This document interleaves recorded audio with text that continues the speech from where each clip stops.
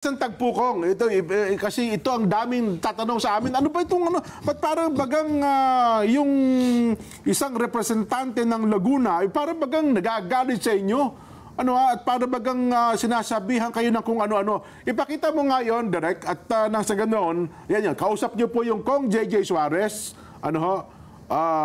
Kong Chua, biglang yun, lumapit yung Dan Fernandez, natapik-tapik kayo eh. Ang kausap ko, makikita mo dyan, Opo. si Kong JJ Suarez. Maliwanag yan, ha? Oh. Ayun o, ilang beses na kayo, tatlong. Tapos bigla siyang nakialam. Opo. Alam mo kung ano yung pinag-uusapan ni Kong JJ? Ninyong tatlo, opo. Oh. Hindi, primero si JJ lang. May binulong ako kay chairman. Opo.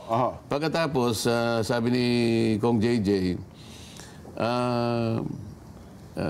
Kong Dan, sabi niya, pwede ba kanyang makiusap naman ako, sabi niya, kasi pagka ikaw ang nagpapaliwanag, kung ikaw ay abogado, sabi niya gano'n. Opo. Parang yung mga puntos namin ay nawawalan na kami ng parang yung sa amin ay baliwala lahat. Opo. Sana naman ay mabigyan naman kami kanya ng ano.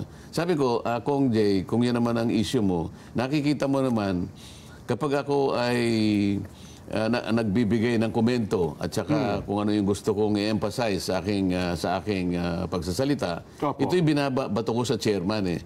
Hindi ko naman ibinabato sa pansarili ninyong kung ano yung sinabi mo, kung ganito. Opo.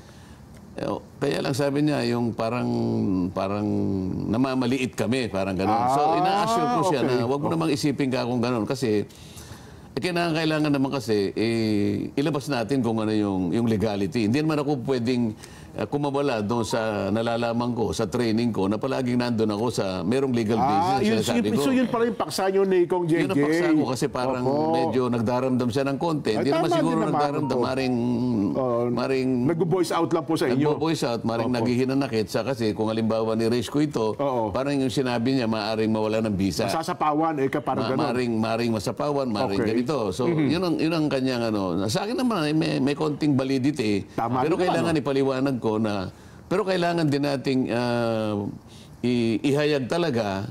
At sana nga, yung inisip ko na dapat pagtalunan para lumitaw kung alin talaga yung healthy discussion. Nang hindi minamaliit yung isa o maaaring nasasapawan yung iba. Wala doon sana yung punto. Kung hindi, issue for issue. Para sa ganon, ang pinaka-direction, makinabang ang tao. Lumutang sa talaga. puntong yun, yung lumilingo na siya. Sa puntang yun, bigla na lang siyang nakialam. Hindi naman siya kasama sa usapan ko. Hindi siya kasama sa bigla niya akong ginanon. Sabi niya, ikaw naman, sabi niya. Nung umpisa, parang hindi niyo pa pinapansin, di ba? Ikaw naman, kanyang ganun eh. Yung programa ko, siniraan mo ako, sabi niya. Kasi siya nagtataka, anong akong programa mo? Saan ka nagpo-program? Hindi pupunta ka kanya sa ganito, may kinausap kang mayor, alam mo naman kalabang ko yun. Hindi mo dapat ginagawa yun. Nako, Sabi ko, hindi ko alam kung ano yung sinasabi mo. Basta ako nagpupunta sa mga munisipyo. Siyempre po. Dahil sa ako'y nagpapahayag ng aking kagustuhan na, alam mo na. Tama po pero naman. Hindi mo dapat ginagawa yun. Mali yun. Sabi niya? Sabi niya. So walang ginalaman po sa issue. Walang ginalaman sa issue eh. At meron daw akong kinausap na may siniraan ko daw siya. Siguro, magtawag siya ng sino man na nakinig doon sa aking pagsasalita nung ina-address ko yung audience. Sabagat makapalang tao talaga eh. Paano naman ako magsasalita naman ng paninira alam kong Laguna yun. Alam kong kandidato siya pagka-gobernador.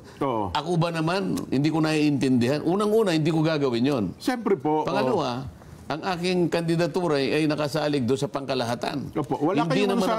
Wala naman akong pakialam doon sa local issues sa local issue kung magkakalaban sila o hindi. Kinakailangan bang humingi ako ng permiso sa mga kasama ko para malaman ko kung sino pupuntahan ko at saka hindi ko pupuntahan? Ay, maling-mali nga talaga siya.